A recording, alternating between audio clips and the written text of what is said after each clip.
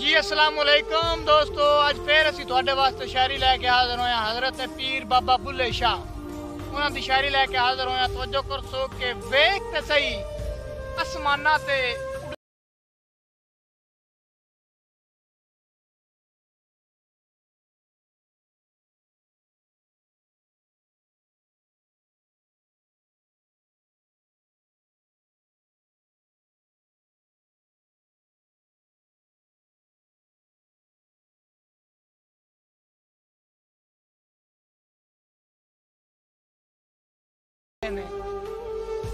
और जनाब हजरत पीर बाबा बुल्ले शाह फरमाते ने कि नमाज से पढ़ना कम जनाना, रोजा सरफा रोटी है मिंबरा ते चढ़ बांगा देंदे बुल्ला नियत जिनांदी खोटी।